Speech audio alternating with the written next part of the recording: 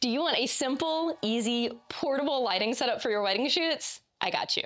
I'm Susan Stripling, and I'm a wedding photographer based in New York City. And in this episode, I'm going to show you the Flashpoint lighting setup I use at every single wedding. I've been photographing weddings for over 20 years, and the way I light has not stayed the same because weddings aren't predictable. Venues change, weather changes, timeline changes, and the only constant is that I need a setup that's reliable, fast to use, and flexible enough to work for portraits and family formals and receptions without making me feel like I'm dragging a studio through a wedding day.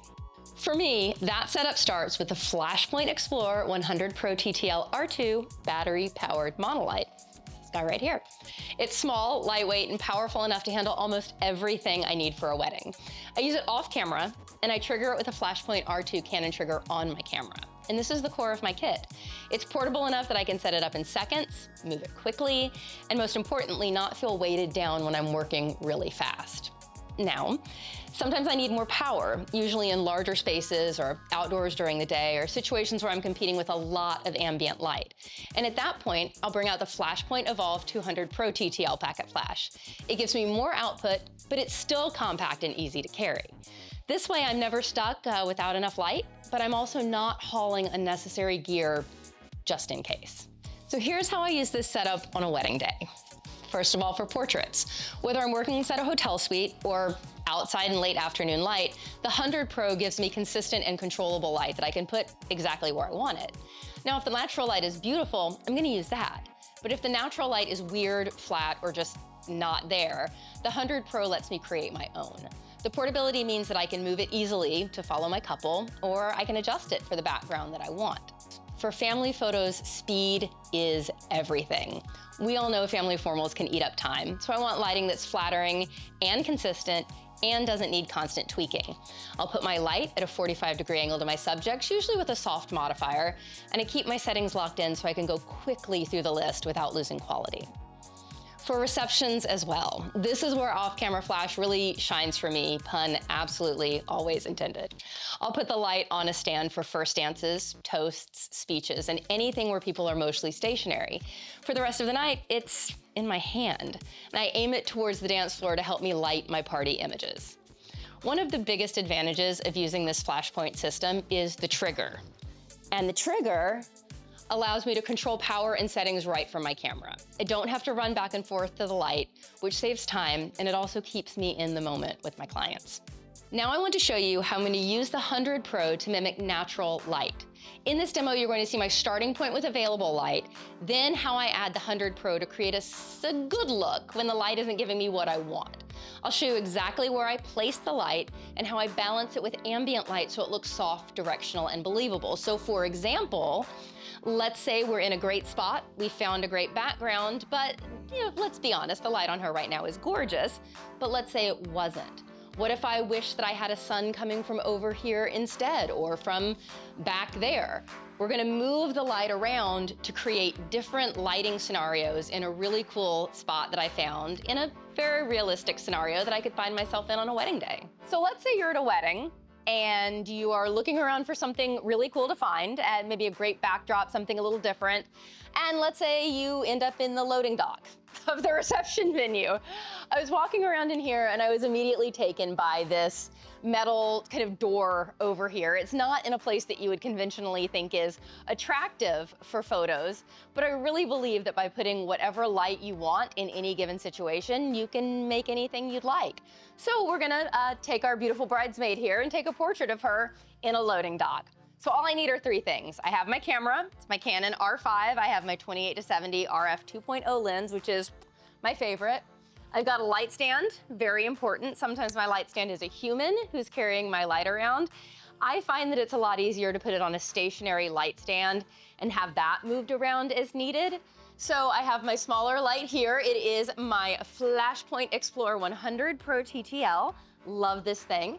And it's just set on the light stand with no additional modifier. Sometimes I'll put a modifier on it to soften it, or put a grid on it to narrow the beam of light, put a gel on it to change the colors, but I'm keeping it super simple today with no additional modifiers. Now, if I want this to talk to this, I need this.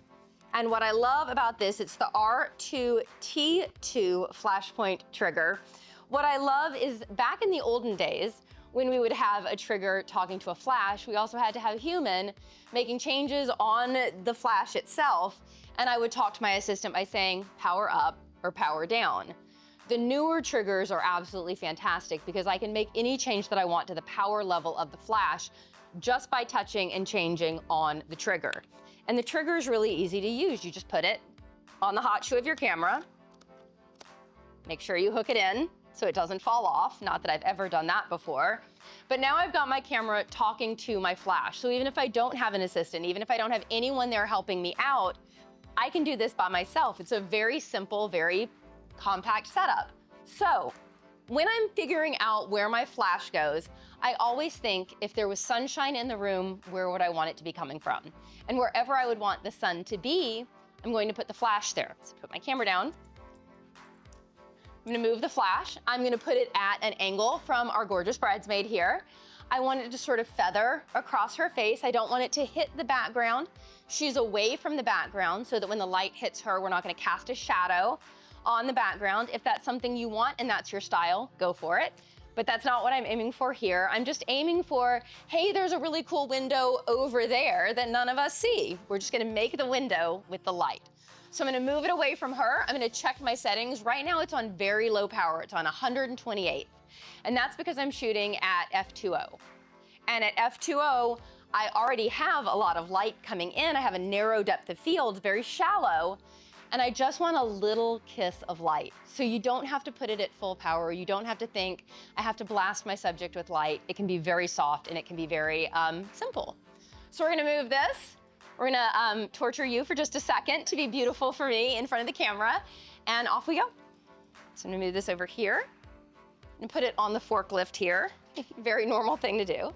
And I wanna keep it high, kind of tilted down just a little bit like it's sunshine, but I wanna feather it out this way so that it's not hitting that background. And then what I'm gonna want you to do is turn your body away from me just a bit and then turn your face back to the light. Great. That way the light's gonna come this way, it's gonna hit her face, but her body is gonna sort of fall into a little bit more shadow. So we're at 100th of a second, letting in a little ambient light, but not too much. F2, I want a really shallow depth of field so that background sort of melts away. ISO 400, nice simple ISO. 128th power on the flash. And there we go. Just like that, I'm gonna get it nice and close to you. Focus on your eye. That's gorgeous. Turn away from me just a little bit, face back that way. And what I love about this is now that I've got the light wherever I want it, I can shoot tight. I could go horizontally. I could go further back and include the entire loading dock if I wanted to. Just like that is beautiful. Face even more towards the light. Yes, perfect. So I'm not changing anything except my focal length. The light is staying the same. I can get in nice and close to mimic that natural light that I really wish was in this room. So now I have both the backdrop that I want and the light I want, and you can do that anywhere. And don't think that when you're in one location, you have to be stuck with just one type of lighting setup. This is small, this is portable. I can move my sun anywhere in the room that I want. So let's say I'm tired of having a window to this side of my subject. Let's say I wish that there was a window up high and kind of behind her. I can make one. So what I'm gonna do is I'm gonna tilt my light down just a little bit to mimic a high window. I'm gonna put this up nice and high because now I want it to sort of emulate a setting sun coming through a window, right? Why not, right? Love it. Love it. We're gonna go up nice and high and I'm gonna move this.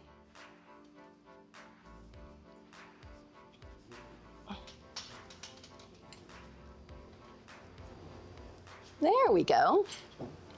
Okay, so from here, I'm not gonna change anything with my settings because it worked so well in the last setup. I want to see what it looks like to start. And a lot of people get really stuck on this part here with off-camera flash, which is what do I make my settings be? And the best advice I ever got when working with off-camera flash was just start somewhere. Put your settings on something. Literally anything. So as a good starter for me, I'm usually around like 100th of a second, f4 at ISO 400. And then I'll put my light on maybe half power or quarter power. And then I'll take a shot. And you look at that shot, and then you can analyze it and make your changes from there. If there's too much ambient light coming in, make your shutter speed faster. If there's not enough ambient light coming in, make your shutter speed slower. If the light is completely obliterating your subject, turn it down. If it's not lighting them enough, turn it up. Little things like that, but if you don't start somewhere and try something, you'll get stuck in that sort of decision paralysis and you're never gonna give this a shot. So, because the settings worked pretty well last time, we're gonna keep them exactly where they are. I'm gonna step back and take a test shot. I'm gonna see where it goes. All right, so literal, same thing that you did before. We're gonna see what this looks like. I'm gonna take a look. And I'm gonna see that it's not quite what I want. So I'm gonna go down to a 60th of a second, and I'm gonna have your head go that way. You knew, she knew. Amazing. Go that way, just like that. Good, and then look all the way away from me, chin up just like that. Beautiful. Even further away, almost all the way, you're gazing at that wall over there, exactly. And just watching how the light falls, making the decisions of where you are, there you go. So now as you see, same spot, same background, same bridesmaid, same camera. I just moved the light and I readjusted my settings. And the only thing that I needed to do was make my shutter speed slower to let in more ambient light. Very easy. So don't be afraid whenever you find yourself in a spot to move the light around, to try different things. You might find 2 setups, you might find 3 setups, you might find 10. But the important part is that you can make light anywhere that you want with the very small light source and a trigger. And that's all you need. That's the beauty of this setup. It's simple, it's fast, and it works in almost any scenario. I'm not overcomplicating my gear, I'm not carrying backups I never touch, and I'm not wasting time dialing things in. I know exactly what I have, exactly how to use it, and how to adapt it to whatever the wedding throws at me. So if you've been thinking about streamlining your lighting kit, the Flashpoint XPLOR 100 Pro and the eVOLV 200 Pro when you need extra power are a great place to start. They keep me moving fast, they give me the look I want, and they let me focus on the most important part of the job, which is making images my clients love.